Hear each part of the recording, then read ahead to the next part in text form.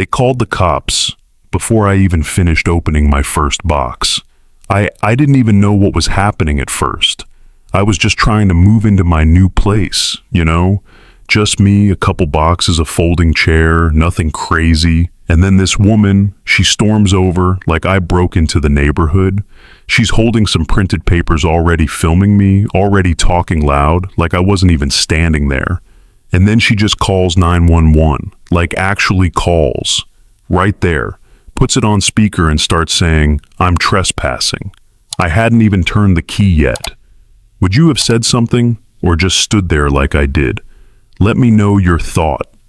The Saturday morning sun was barely peeking through the pine trees when I pulled up to my new cabin with a rented moving truck that looked way too big for the narrow mountain road. My hands were actually shaking a little as I turned off the engine, not from nerves about the move, but from pure excitement about finally owning my own place.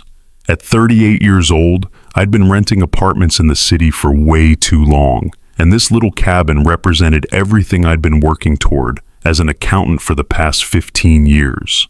I stepped out of the truck and took a deep breath of that crisp mountain air, looking up at the wooden shutters and stone chimney that were now officially mine.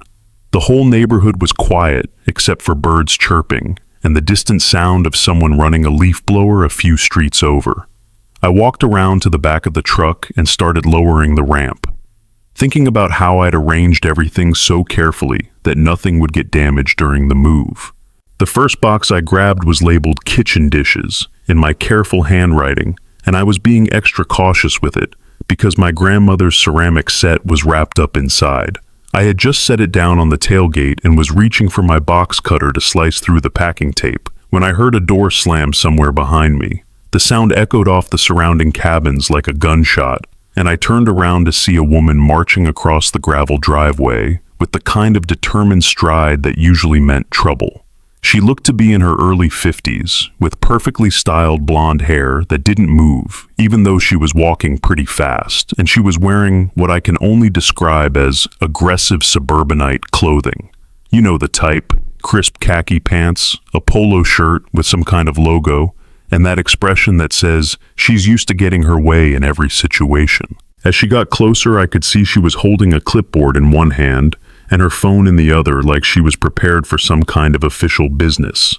"Excuse me," she called out when she was still about 20 feet away. That one word kicked off a showdown I'll never forget. Hit the link in the comments to see what happened next.